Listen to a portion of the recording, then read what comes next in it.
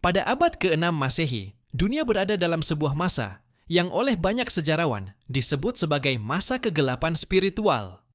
Di berbagai penjuru bumi, manusia hidup dalam ketidakpastian, peperangan, dan kebingungan moral. Peradaban memang berkembang dalam berbagai bentuk, namun cahaya petunjuk yang sejati tampak semakin memudar. Di kota-kota besar dan di padang-padang luas, manusia mencari makna hidup dengan cara yang seringkali menyesatkan. Mereka membangun kuil-kuil megah, menyembah patung-patung batu, dan memohon kepada kekuatan yang sebenarnya tidak memiliki kuasa apapun. Di tengah kondisi dunia seperti itu, ada sebuah wilayah luas yang dikenal sebagai Arabian Peninsula. Wilayah ini dipenuhi oleh padang pasir yang membentang tanpa batas. Gurun-gurun yang keras membentuk karakter masyarakatnya. Kehidupan di sana tidak mudah. Air sangat berharga, dan makanan seringkali sulit didapat. Masyarakatnya hidup dalam kelompok-kelompok suku yang saling bergantung satu sama lain untuk bertahan hidup. Namun, di balik kerasnya alam, ada pula kerasnya kehidupan sosial. Banyak masyarakat hidup tanpa hukum yang jelas. Kekuatan seringkali menjadi penentu kebenaran. Jika sebuah suku merasa dihina, maka perang bisa pecah kapan saja. Pertumpahan darah bukan hal yang asing. Bahkan sebuah perselisihan kecil dapat berubah menjadi konflik yang berlangsung selama bertahun-tahun. Di tengah dunia yang penuh ketegangan ini, manusia sebenarnya sedang mencari sesuatu yang lebih besar dari sekadar kekuasaan dan kekayaan. Ada kerinduan yang tersembunyi di dalam hati mereka. Kerinduan akan kebenaran, keadilan, dan petunjuk yang benar. Namun sebagian besar dari mereka tidak tahu kemana harus mencari. Di tanah Arab, masyarakat mengenal sebuah kota yang menjadi pusat perjalanan dan perdagangan. Kota itu bernama Mekah. Di kota inilah berdiri sebuah bangunan suci yang sangat dihormati oleh bangsa Arab. Bangunan itu adalah Ka'bah. Namun ironisnya, tempat yang dahulu dibangun sebagai rumah ibadah untuk menyembah Tuhan Yang Maha Esa justru dipenuhi oleh berhala. Patung-patung batu dan kayu berdiri di sekelilingnya. Manusia datang dari berbagai penjuru untuk menyembah benda-benda tersebut, berharap mendapatkan keberuntungan dan perlindungan. Begitulah keadaan dunia pada masa itu. Kekuatan mengalahkan keadilan. Kepercayaan digantikan oleh takhayul. Kebenaran tertutup oleh kesesatan. Dunia tampak seolah kehilangan arah. Namun di balik semua kegelapan itu, sejarah sedang bergerak menuju sebuah peristiwa besar. Sebuah cahaya akan segera muncul dari tanah Arab. Cahaya yang kelak akan mengubah perjalanan manusia selamanya. Wilayah Arabian Peninsula merupakan salah satu kawasan yang paling unik di dunia pada masa itu. Sebagian besar wilayahnya terdiri dari gurun luas yang dipenuhi pasir, bebatuan, dan bukit-bukit tandus. Hujan jarang turun, dan suhu dapat berubah sangat ekstrim antara siang dan malam. Pada siang hari, panas matahari terasa menyengat hingga membuat pasir seolah membara. Ketika malam tiba, suhu bisa turun drastis hingga terasa sangat dingin.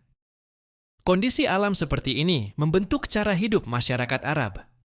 Banyak dari mereka hidup sebagai pengembara atau nomaden. Mereka berpindah-pindah dari satu tempat ke tempat lain untuk mencari padang rumput bagi ternak dan sumber air untuk bertahan hidup.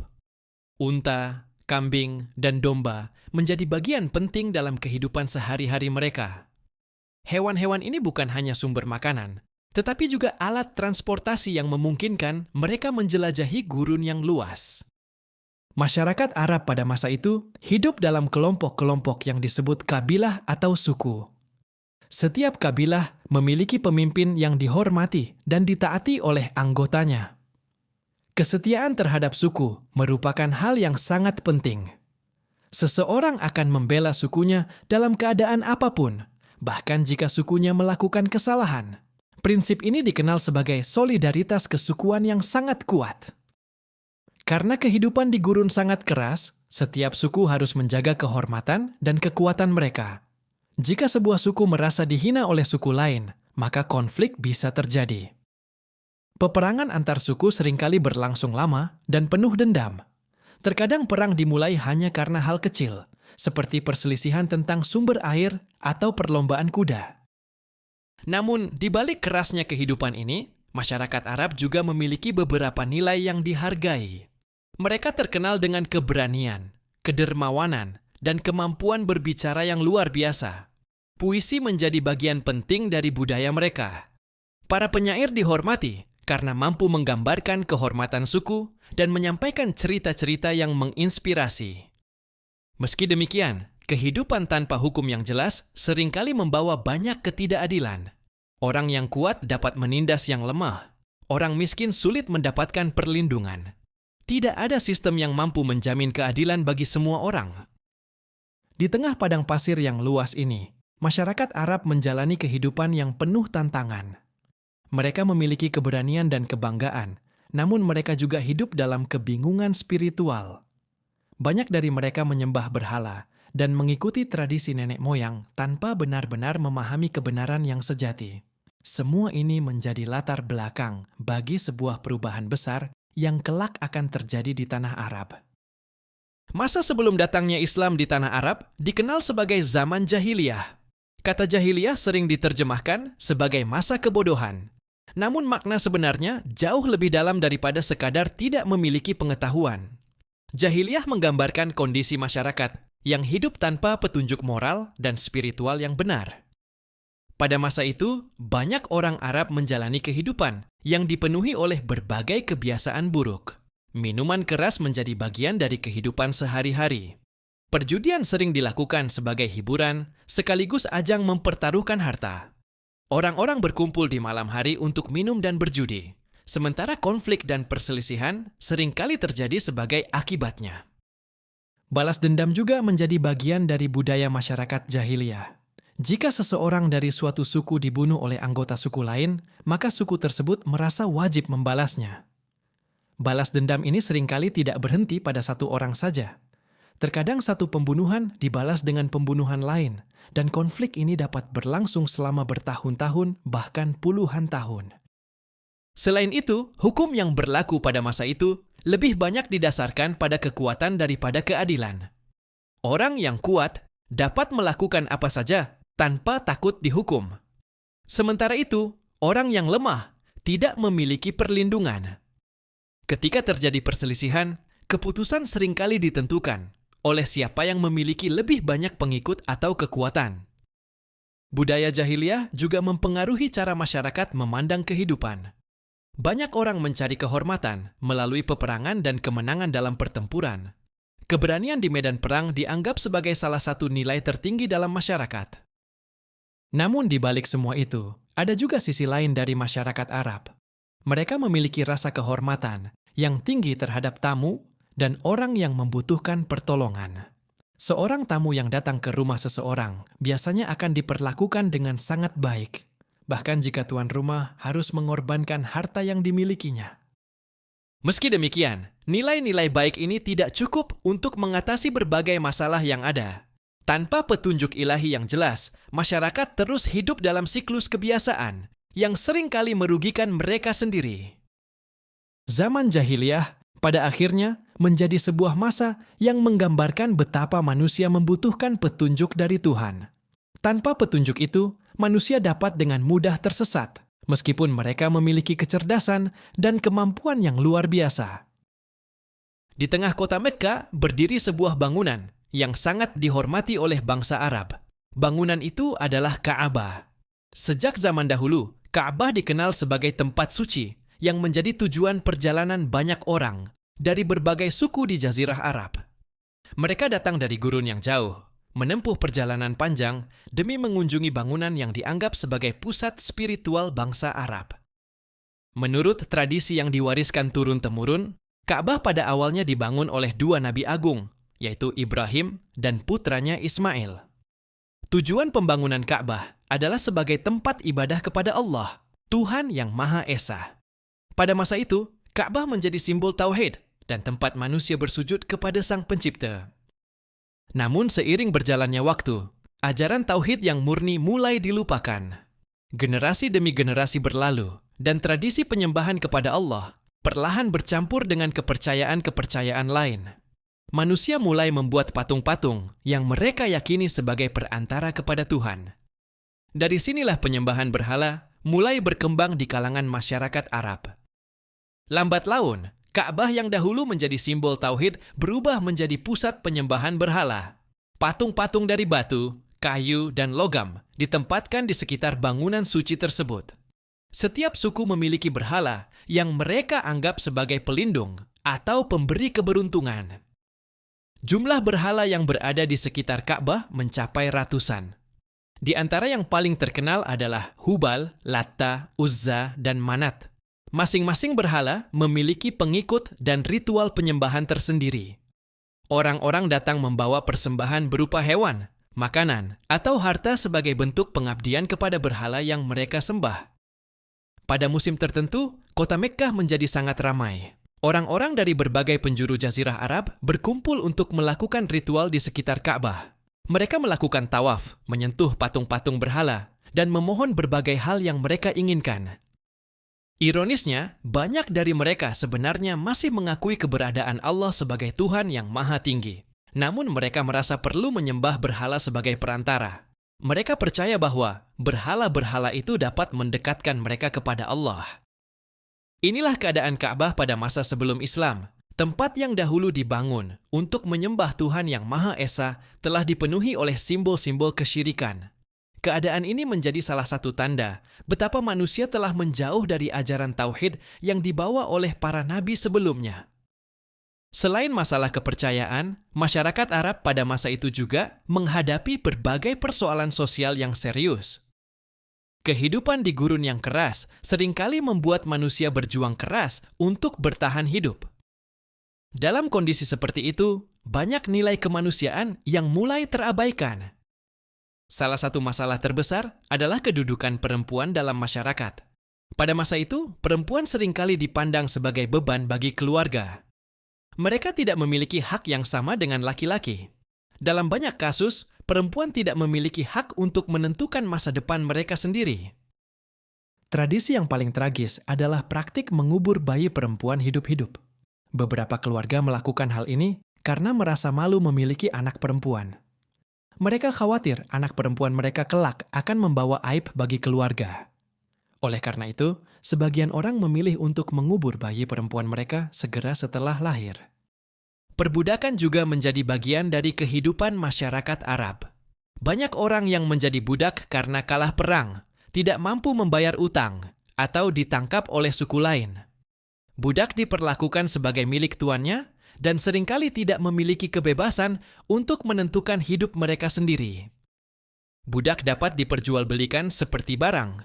Mereka dipaksa bekerja keras dan seringkali menerima perlakuan yang sangat kasar. Meskipun ada beberapa tuan yang memperlakukan budak dengan baik, banyak juga yang memperlakukan mereka dengan sangat kejam. Di sisi lain, masyarakat Arab juga memiliki beberapa nilai yang dianggap mulia. Mereka sangat menghormati tamu dan menjunjung tinggi keberanian. Seorang tamu yang datang ke rumah seseorang biasanya akan disambut dengan penuh kehormatan. Bahkan jika tuan rumah hanya memiliki sedikit makanan, ia akan berusaha membaginya dengan tamunya. Namun nilai-nilai baik ini seringkali tidak cukup untuk menutupi berbagai ketidakadilan yang terjadi. Tanpa sistem hukum yang kuat dan petunjuk moral yang jelas, masyarakat terus hidup dalam ketidakseimbangan.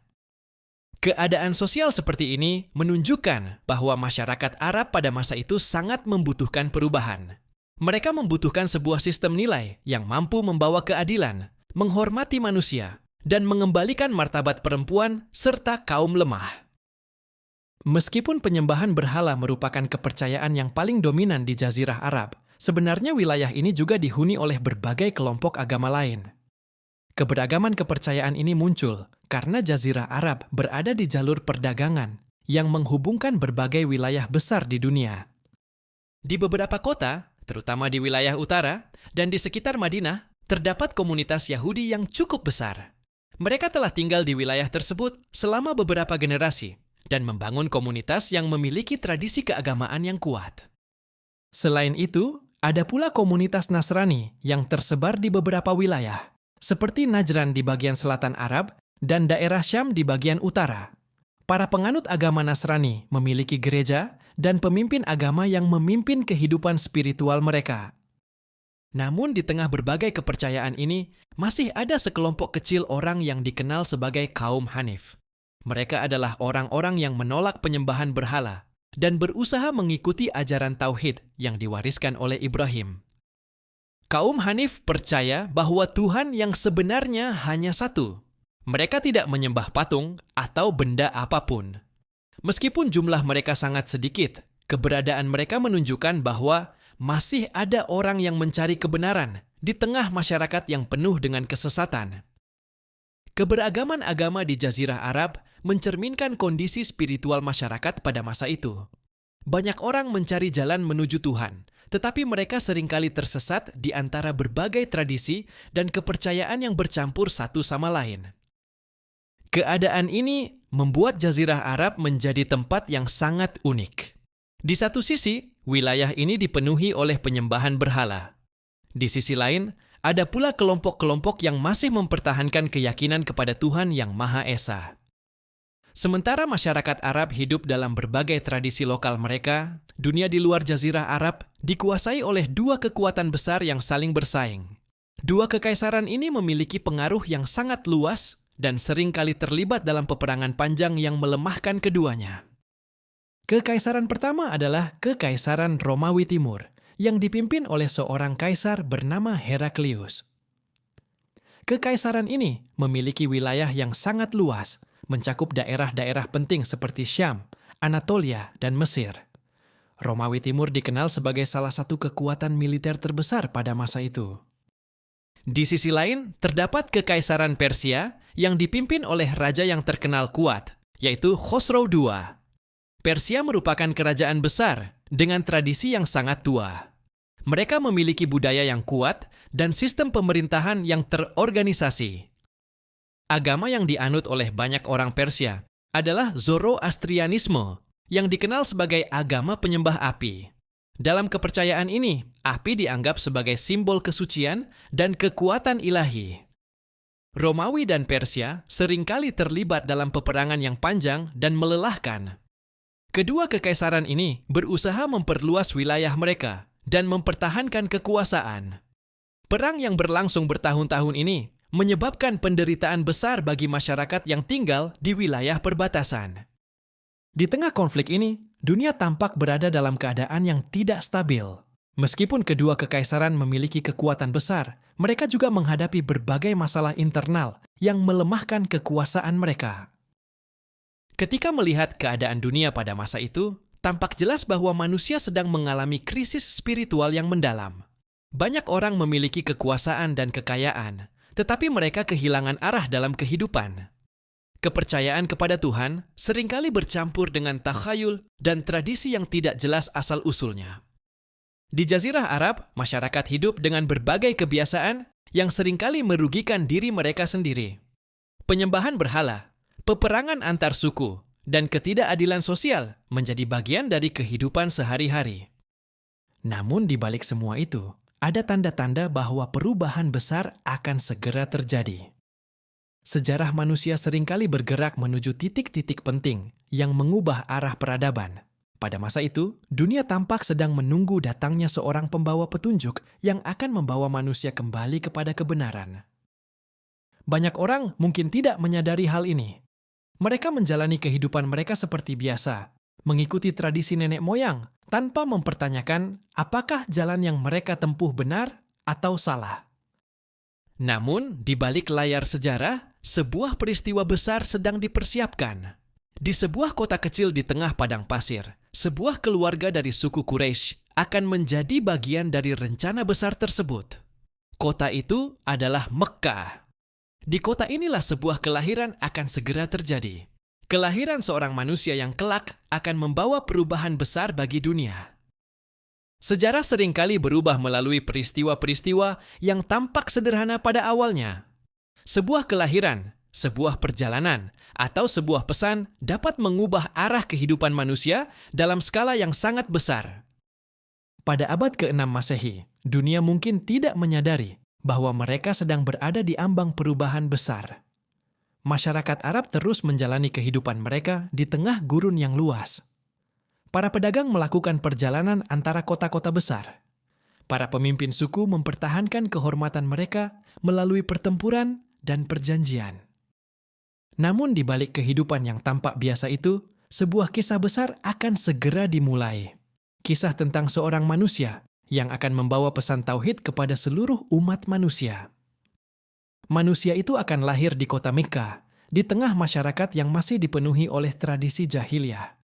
Ia akan tumbuh di lingkungan yang keras, menghadapi berbagai tantangan, dan pada akhirnya menyampaikan sebuah pesan yang akan mengubah sejarah dunia.